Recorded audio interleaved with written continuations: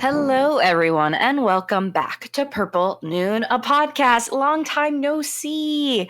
I am Stephanie Conti, and I am here with the cloudy to my Popeye, Savanna Lanausse. We're back, guys. Yes, Sorry who's again.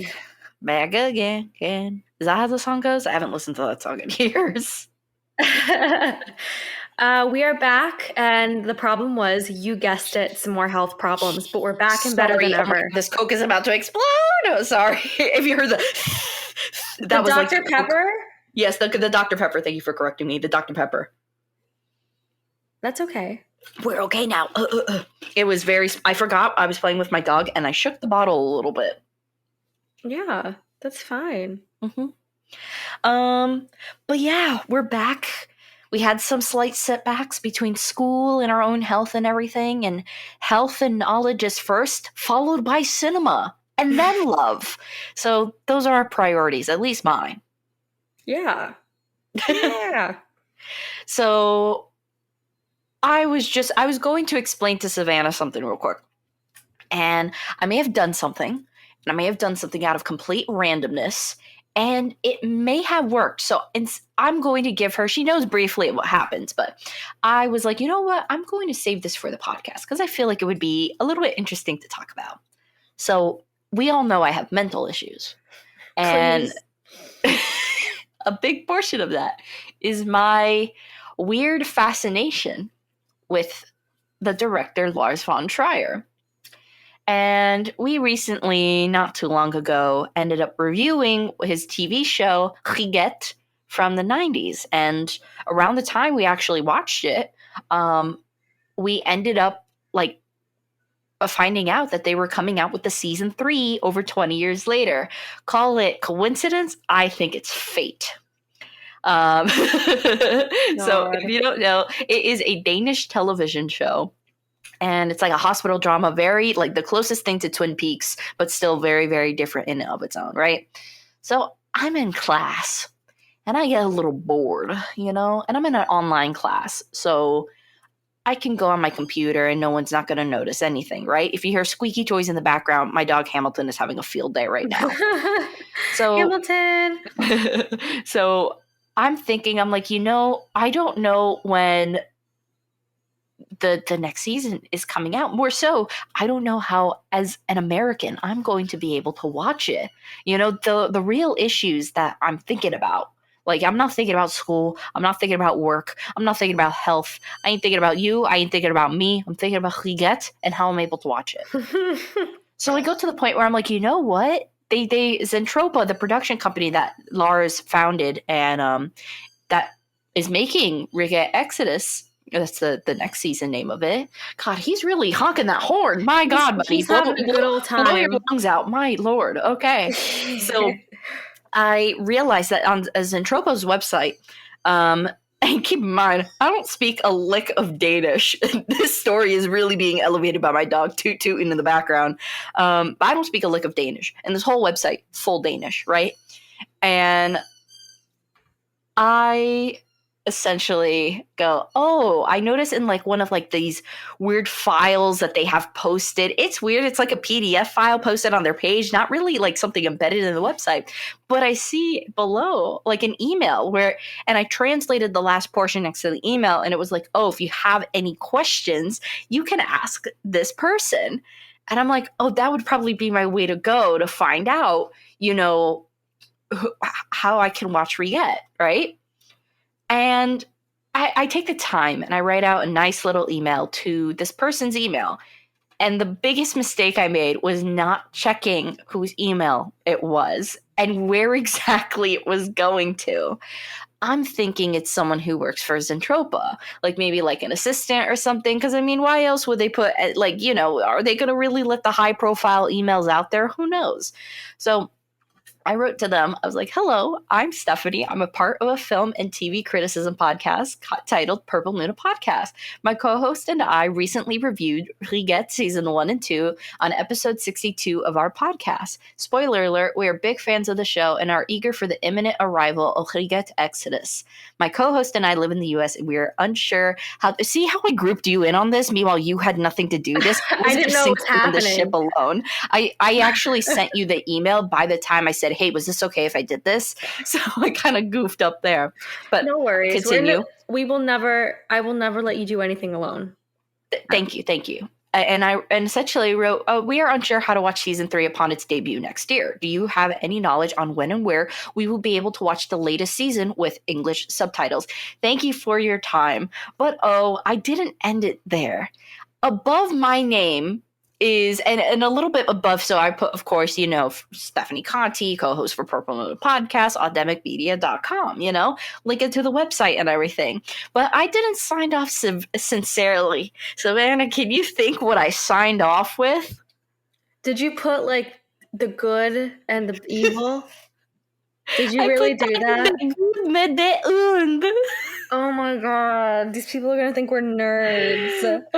And then I didn't just do that.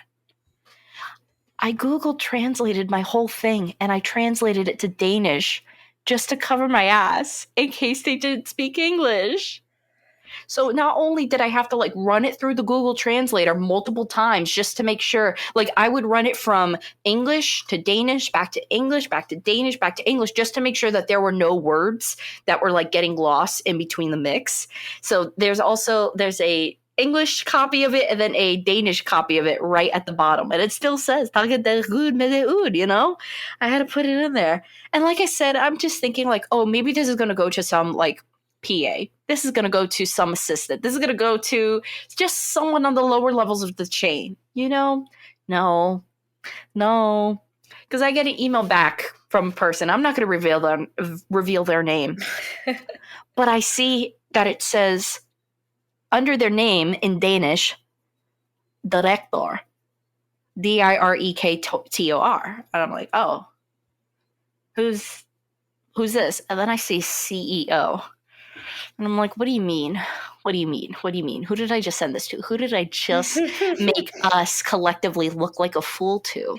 And then I didn't realize that the little, there was a little portion of the message hidden. And so when I clicked on the little see more option, I click it now, I realized I had messaged an email, the CEO, to a Danish communications and PR company. Oh, God. I messaged one of the largest communication companies in Denmark. And I emailed him. And we got a response. We got a response back. And he says, I don't know. But I've reached out to the production company and will await their answer. That's fantastic. I can't believe it. I swear to God. And I've been telling people about this. I'm like, look, if we end up getting a PR package or something from this, I will scream. If embarrassing myself is what it takes, embarrassing us, if that's what it takes to get a PR package, I'll do it every time. I mean, in our reality, who else is asking for it besides us? I mean, I'm sure their interests were piqued, as soon as, because also you have to realize, to us, we know that we're just amateurs. Well, I'm not going to say amateurs in film criticisms, but amateur in the podcast world due to our viewership. We don't have a ton of viewers and stuff like that. But at the end of the day, I presented us as film and TV criticism podcasters to a PR company. And that's pretty ballsy to do. Like I said, though, there's no lies. I think we got a good shot just because I really just don't see anybody else not only asking for it or doing stuff like you just did. Just for the move itself, we should get something. I'd like to think so too, and I hope so. But I was genuinely like, when I saw CEO, I was like, wait a minute. I literally had to make sure that CEO in Denmark was the same as CEO in the US. And I was like, wait a minute. And then I even looked up the company and I saw the dude all the way at the top, his little photo. And he was smiling, and it said CEO of the communications company. And I was like, oh my God. And I'm just scrolling through, and I see so much press for like Danish movies. Like, if we end up becoming the Danish film podcasters, I'll scream. What did you get me roped in? Oh no, because then no, Steph, because then he's gonna find us for sure. Okay, I'm sorry, but I have I'm been not dreading sorry. that. Like, oops, but I do it again, you know, like, oopsies. What a nice guy to answer back to, you know. I know he was very nice, and the fact that he put like his little, like, you know, his little signature, and but as soon as I saw director and CEO, I was like, huh, what did I just do? And then I didn't even think, you know, maybe this PDF that you're like, oh, that's a weird PDF. Maybe it's weird because you're not supposed to access it, Stephanie. Like, that thought never popped up into my head, you know? Oh my God, they're gonna find out it was you. They're gonna find out you hacked into this. Well, because it's weird. Like, it's weird that for a production company that they post PDFs rather than like website pages. Well, I mean, we don't know how they do things in Denmark. But here's the thing, like, this could go different ways. And I say this can go different ways because of this. Because look, we've talked smack about Lars. I like the dude a lot, and I like his movies, but we've also tossed a lot of smack. But guess what? You know what else we've also talked smacked about too? Who? Another Round, which is a Zentropa film, and that was produced by this, like, it was published by the same publishing company. Oh, but we said we liked it. We said I don't remember that. I said I enjoyed it. We didn't like. No, what we really trashed on was Malcolm and Marie. There's no coming back. We ripped that apart. There was no going back from that. Sorry, Netflix. But Another Round, I feel like we had some positives. We sprinkled in our opinion, but we didn't trash it. Now, I just want to say I publicly made an apology for Lars for some of my comments. Yeah. We just hope that we get to it, you know? The man still scares me. You know, I think what happened was I went to Zentropa's website, right? And then you see, like, the first thing, it says 9/9/2021 schedule. Ich regret Exodus. But what I didn't miss was at the top, it actually said presse medalese, which I'm now thinking means press release. I really done goofed it, didn't I? You know what? I think But I goofed it. I goofed it so hard I ended up girl bossing it, you know?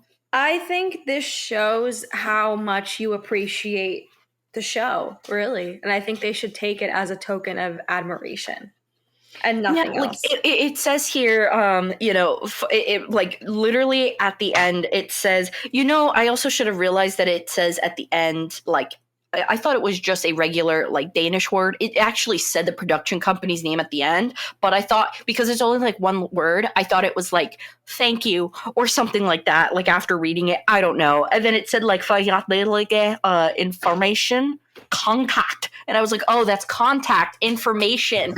That's how I reached out to the dude. I don't think Danish works like that. But it says his name, but it doesn't say, well, it literally says for information contact. And then it has a name and an email, but homie doesn't specify this is this email to the CEO. It did not say this man at CEO.dk, you know? Like, there could have been other ways that they could have let that known, you know?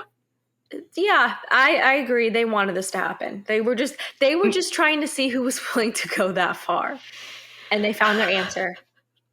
When I tell you, I'm in the middle, and not only was I in the middle of class writing that, the next day I was in the middle of the class when I realized we got the email for it, and I was trying so hard, and like, my Zoom is on, and I'm trying so hard to keep my composure and everything. But yeah, if if that Danish communication, I'm not revealing names just because I don't, just God forbid, any crazy person's listening and they try to contact or anything like that. Yeah. But like, yeah, we would love to be on your PR team. So, I would totally learn Danish for reviewing purposes. We will spread Riget to the ends of the earth for you guys. I already do. I don't know about you. I already do. I did it once, but I'll do it again. And let's also make something clear. Like, I think we also have to say Denmark's doing something right. Denmark, in terms of cinema, they're doing right stuff. Sure. We got Mads Mikkelsen, just roaming the globe, spreading his talent everywhere. We got Lars bringing us things that we haven't seen before, bringing back an old goodie, too, like Riet. Well, Oh, Lars. Always pops up somewhere. Always. And I swear on my life, I will call you up screaming, Savanna, if we end up getting something from either like Thomas Vinterberg or, Lars. I will scream. I will too.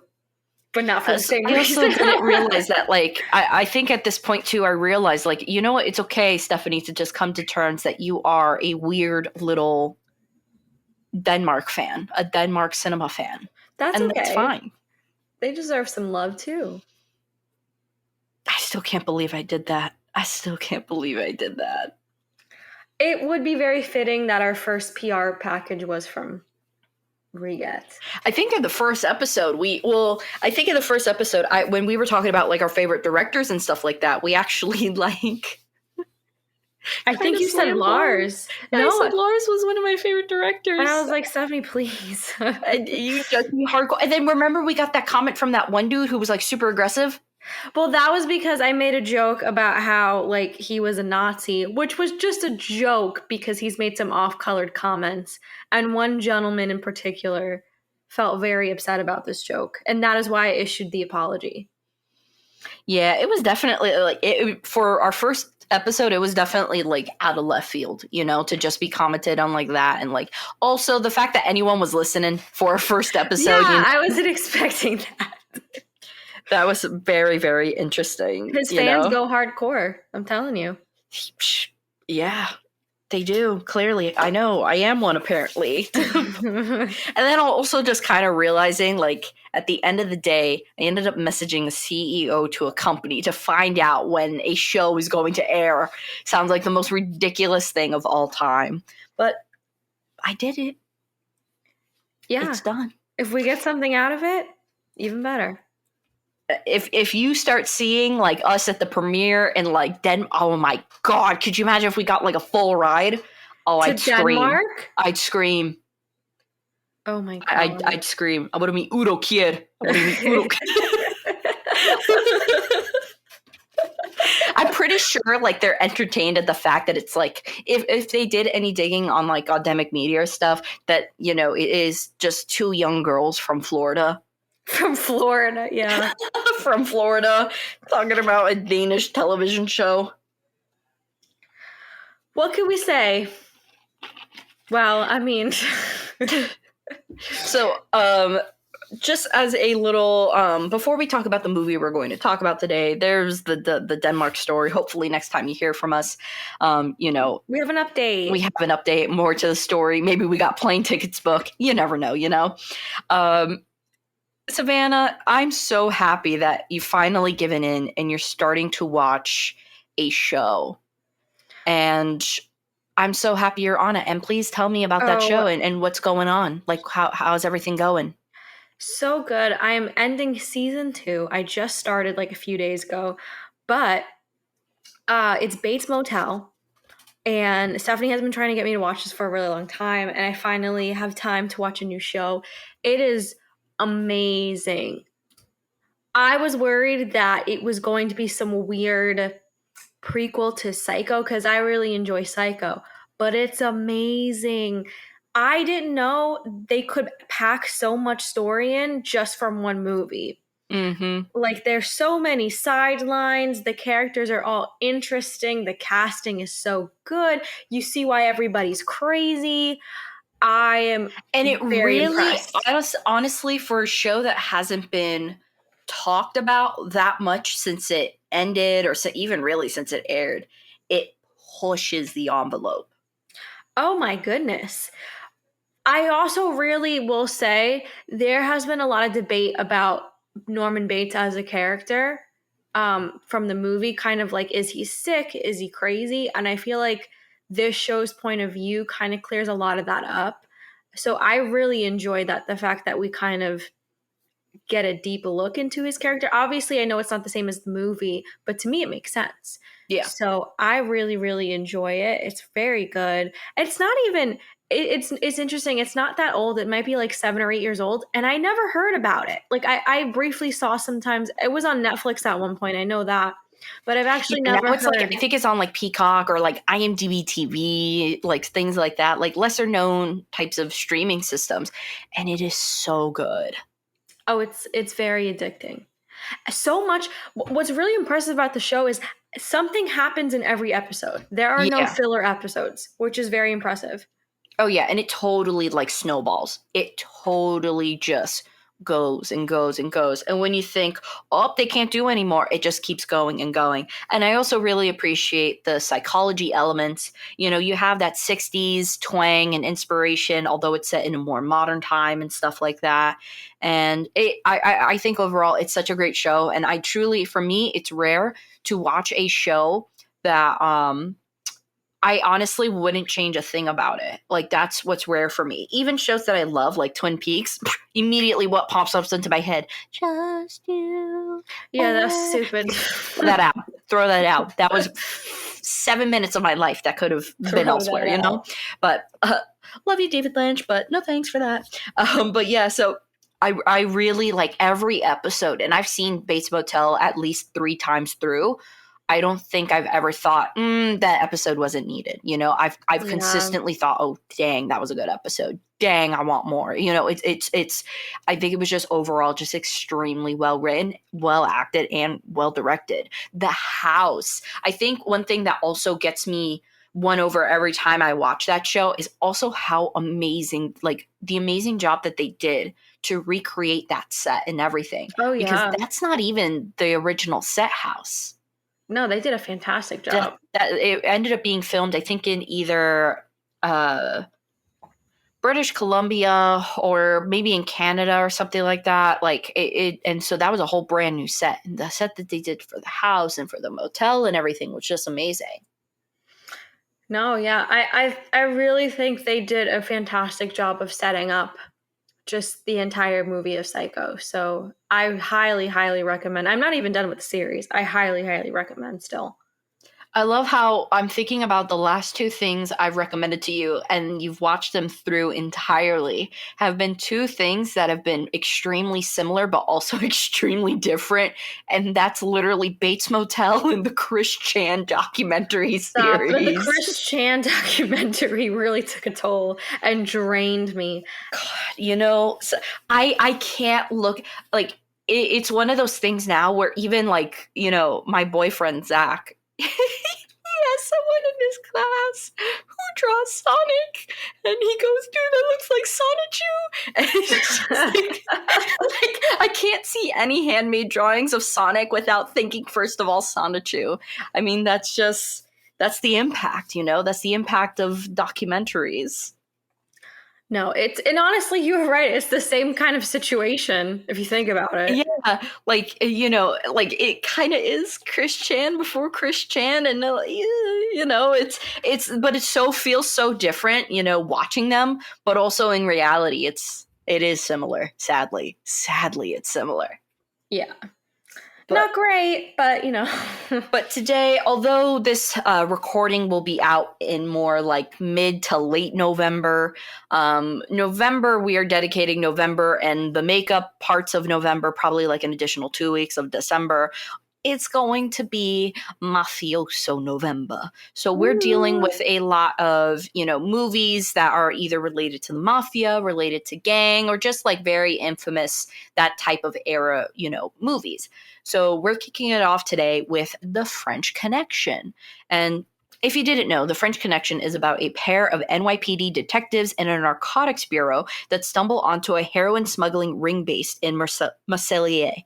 But stopping them and capturing their leaders proved to be an elusive goal. So last month we ended up reviewing a William Friedkin film, and this month we're reviewing a William Friedkin film too. This is one of his. This was pre Exorcist, and it stars Gene Hackman as Popeye, Roy Schneider as Cloudy. You have Fernando Rey as Alain Charnier. You have Tony LaBianco as Sal Boca, and Marcel Bozafufi. Sorry, bro. Sorry, Marcel Bozafufi. Oh my God, as Pierre Nicole. You try, Bessie. It's okay. I pronounce Danish with such confidence, but I can't pronounce this last name that's Italian. Maybe I'm half Italian. Good Lord. Sorry, dude. So that is the cast, the main cast at least. This was my first time watching The French Connection. I felt like The French Connection had been like this, almost like this, kind of iconic film that I've heard all through the years of me learning about film and stuff, like, oh, The French Connection, so good, so good. And so, Savanna, this was your first time watching The French Connection as well, right? Yes, I've seen bits and pieces before, but not the whole thing. Yeah. So overall, without any spoilers, what was your opinion on The French Connection? Oh, I mean, I think it's fantastic. It's very interesting. I think when watching this, like, it's probably one of the first, how I would describe, like, crime thriller, drama, that kind of documentary. It's very interesting to see this and think of, like, I don't know, like 5-6 other movies, or even the genre itself, like, came from this. Yeah. The characters are very unique, especially for the time. Like, just the two main characters are fantastic. The movie is shot really uniquely. I really enjoyed it. I thought there wasn't not a slow moment. I thought the movie had a great pace. Without spoiling anything else, I really liked it. Thought it was great. I will say I did like the movie. I liked it, but not for the reasons that I thought I would like it. And what I mean by that is I felt like I'm not going to say cheated. I felt like there was a big illusion around this movie being like a very big blockbuster and things like that. And although it did have a great commercial success, I feel cheated because I didn't realize that for a movie of this caliber, it really was an indie film. It really was a low budget film. And I think that's what made me fall in love with the movie more. And also from a perspective that I wasn't able to I wasn't expecting. So because it is and I'm not going to label it as like your typical run-of-the-mill indie film, but it still had a budget. It was just definitely lower than average for the time. It did well, and it pushed the envelope. And not only that, but even with, some camera shots and everything like that being a little off, in my opinion, it was still really well directed. It was still immensely well acted by the two leads. And also keep in mind too, this is really before the two leads like mainstream success. This is before, Gene Hackman, The Conversation. This is before Jaws. So it really was cool seeing like these two powerhouse actors, in their almost, low budget indie phase. And it ended up being phenomenal. So now let's talk spoilers. Let's get really into it. So the plot was not what I was expecting to be.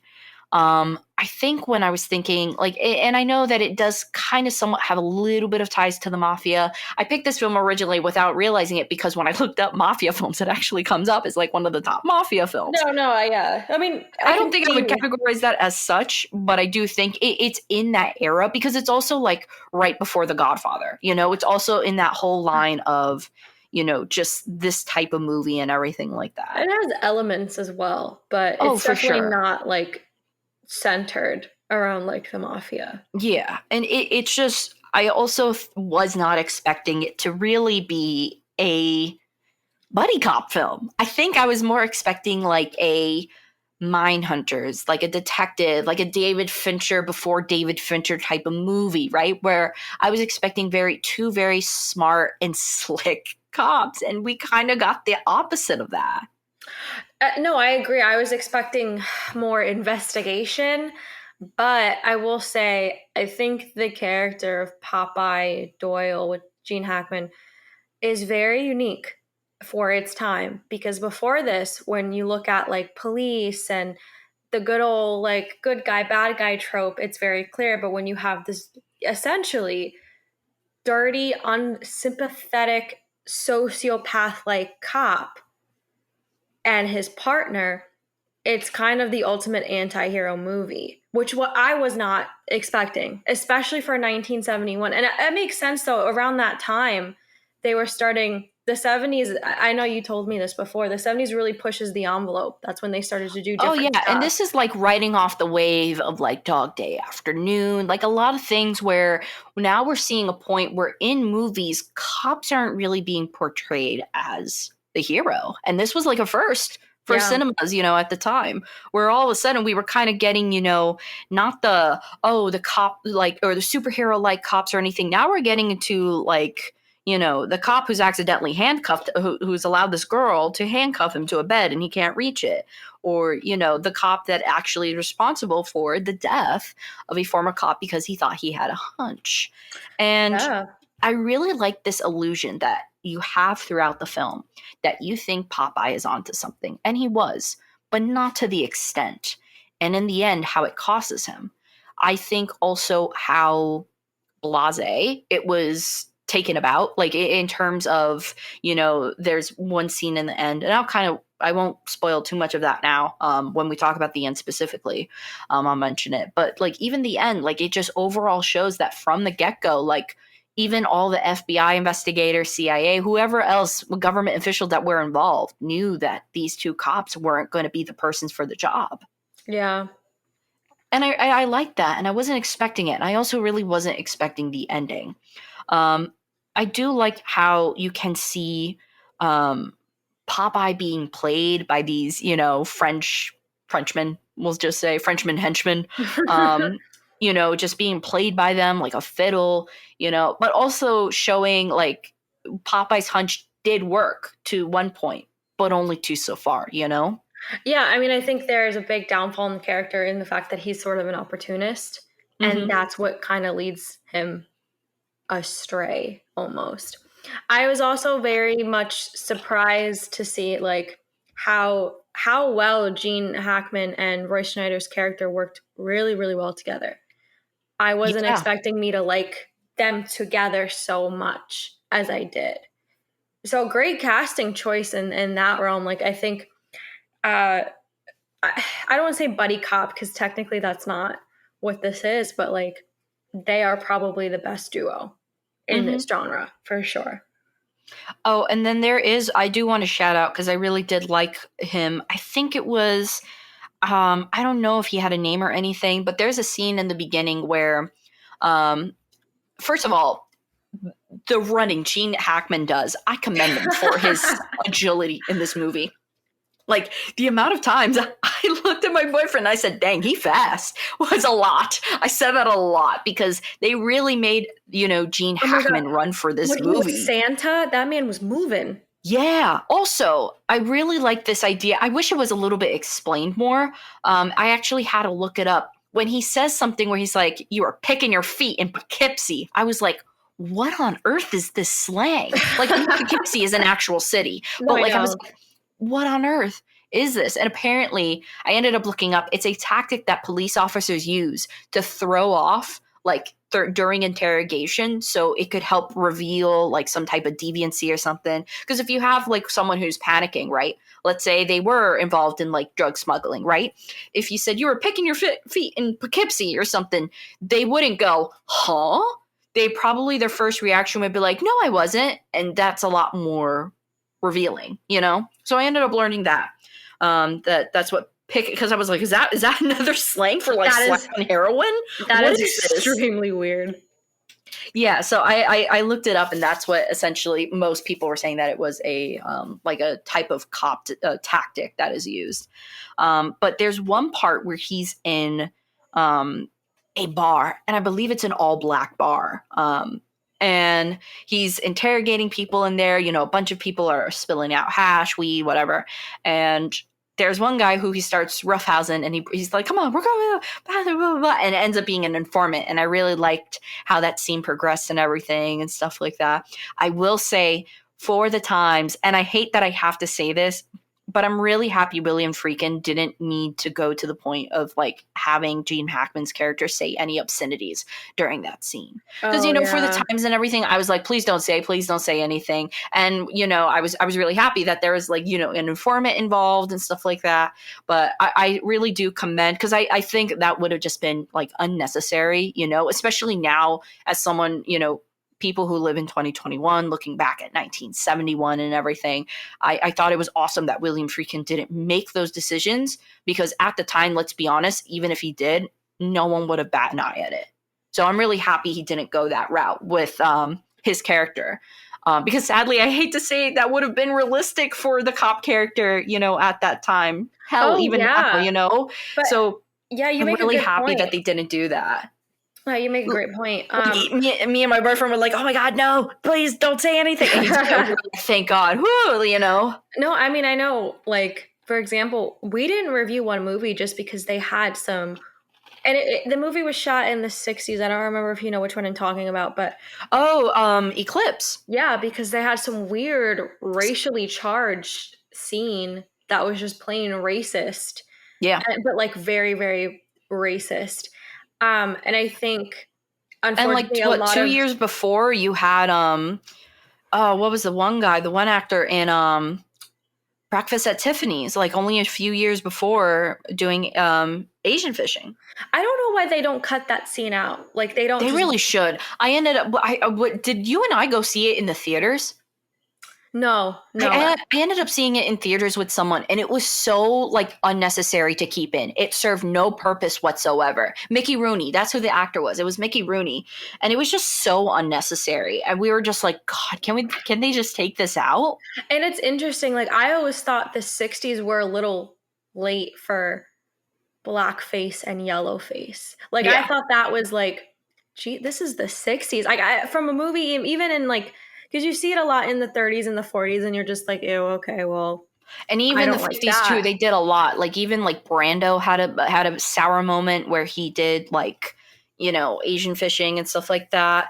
Essentially just pretending to be a Asian man, and they put prosthetics on him and stuff like that. Like it's just it was crazy. What executives will say to convince actors, that this is okay, right? And that stuff haunts their careers. Like there's even a video of I think it was Judy Garland. Yeah. There's a young video, like a young Judy Garland in her teens, being told to do blackface for a performance. So it's just I'm just really happy for this movie. Either they decided to cut it out, or they just the fact that they didn't use it at all, I was really happy about.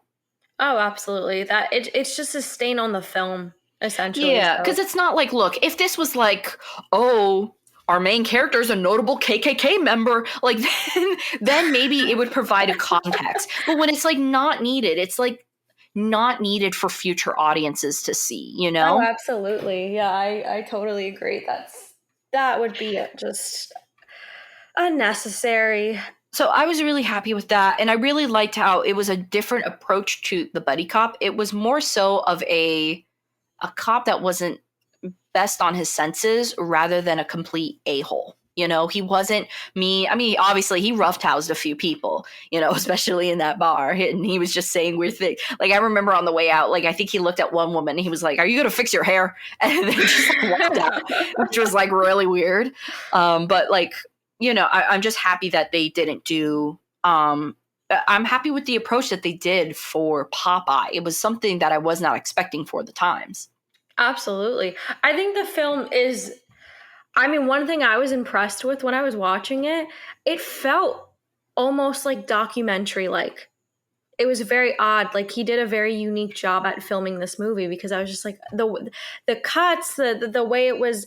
I was just like, is this is documentary style? It's kind of like the first time we saw that in this genre as well. So I like that at least. Yeah, there were just a lot of great scenes in this movie. Like the beginning with the Santa, him dressed up as Santa. Santa, the car scene, and how one thing that even my boyfriend, because he's obviously, Zach, he loves cars and everything like that. He said that was really impressive was the fact that they kept crashing the car. And you could tell that they were using the same car over and over again for the crashes. It wasn't multiple different cars. It looked like just single takes of this car getting obliterated, So that was really cool. And also, like, he was pointed out to, he loves like Volkswagen Beetles, and there was like a ton of Beetles in like the movies and stuff like that. And so he was like, they used the sound that they used for the ADR matches with Beetles. He's a nerd like that. But I thought that was cool, and I appreciate that type of sentiment too. The train sequence was awesome, even with the guy running up the stairs and everything, all the way till the end. I do think that there were, in terms of the downfall of this movie, there's not major downfalls. It's more like little baby steps down. I do think the overall stakeout scenes took far too long. I think this movie's about an hour and 44. I think it easily could have been an hour and 20. Oh, yeah. I mean, first of all, the car scene is amazing because I've never seen a movie where like that scene is at least 20 minutes. And it's the best 20 minutes of the movie, in my opinion. Mm-hmm. But when they're staking out, it definitely is. It slows the movie down a good amount. You have this high pace, well, not high pace, but like good paced film with like it's action, it's thriller, and then like you kind of slow it down. And it's not a long film, like you say. So I agree. Like when that scene would come on or scenes would come on, I'd be like, all right. Like the first time it was really great, and oh my god, the soundtrack that they used for this movie was a fantastic choice. And it really shows, like, it kind of was like this little spooky ambiance to like what would come of William Friedkin's career, because then the next movie he would make would be The Exorcist. And of course it just seemed so right and fitting at the fact that he ended up using a almost horror like soundtrack for the film. Yeah. So when he's like lurking around the corners and you hear like the little tone and stuff like that, that was great. I think that easily could have lasted 5 minutes, but I think it lasted about 20, or at least it felt that way. So they definitely could have cut a little bit off of that, Absolutely. It was a little slow. Yeah. I think finally one of the last things to say is the ending and the culmination. I really do like, the fact that Popeye's hunch was right, but I also like the fact that at the same time he was wrong too. That hunch carried over. Like he was like 0 for 2 up until the point where he realizes that the drugs were in the car. And I thought it was really smart how they figured out it was like using the weight of the car and everything like that, how it really just was like, just completely lined with heroin. Yeah. Also, by the way, if anyone was watching that little, here's a little science fun fact for you.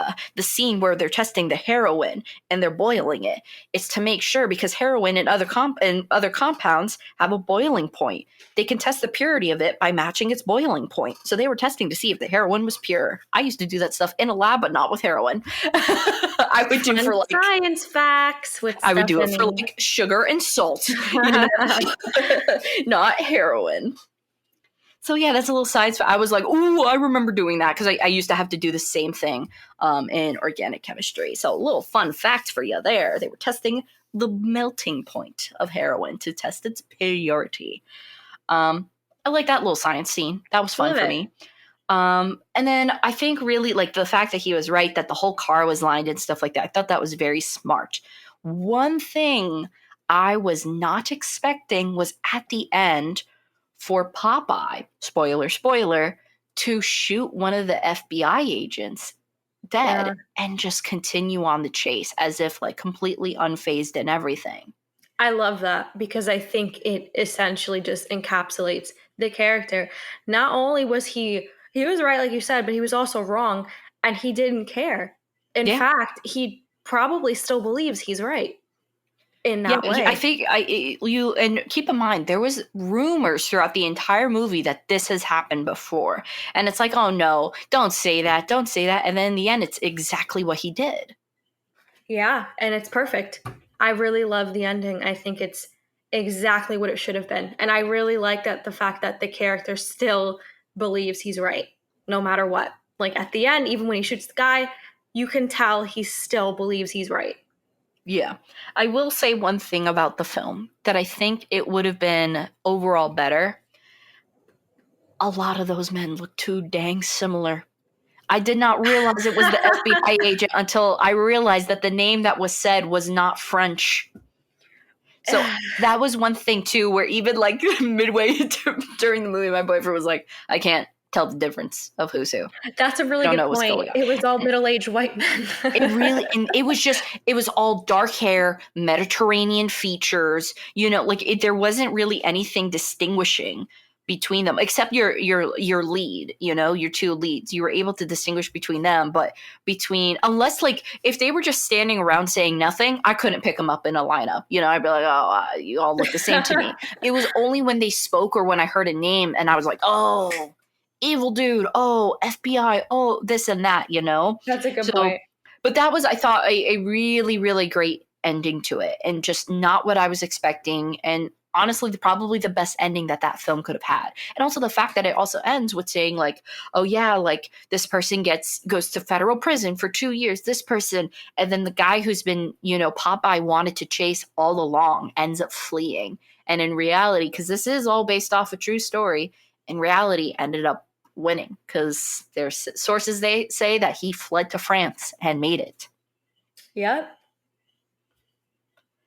Crazy stuff. But overall, it was really well done movie, and I really liked the indie elements, I'll still say, of the movie overall, and it was definitely a lot better than I was expecting.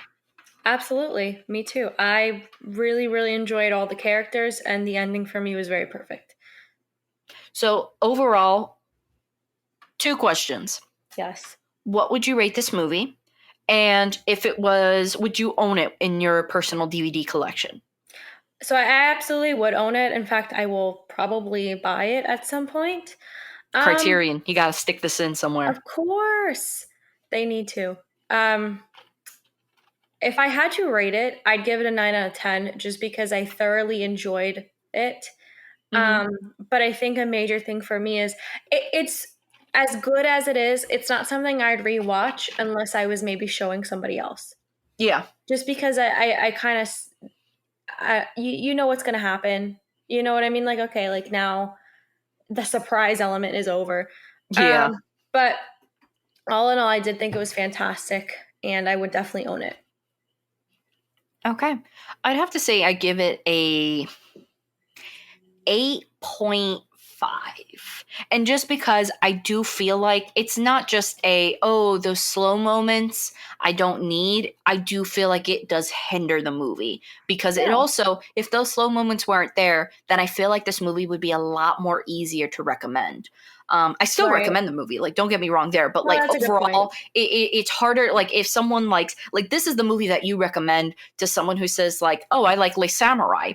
You slap them with this if they haven't seen that, or if they like any type of like mafia crime movies, and things like that. This is the movie that you show. But in terms of overall an action movie, or overall just a movie that is 9 times out of 10 people are going to like, I think those slower scenes inhibit that. So that's why I give it an 8.5 out of 10. And I totally would own it on DVD. And I probably will it's going to be one of those things if I'm, snaking my way through the Walmart $5 bin and it's there, picking it up, Yeah, sounds fair, dude. Mm-hmm. All right. So the next time you guys will hear us, we will actually be talking about the movie Gomorrah, continuing on with our little mafioso November, Nafioso November. I shouldn't say mafioso. I don't know what mafioso means, but whatever. Mafioso November. Have you seen Gomorrah before? No, I don't know anything about it. So this will be a brand new one for me. Same here. It's been a movie I've heard a lot about. And I'm very, very eager to watch it. And as always, of course, so this is a little bit special, our outro. And I say it's a little bit special because not only are we singing a thank you to Homeboy James. Not only are we saying a thank you to Sensei David, but we also have another person to thank.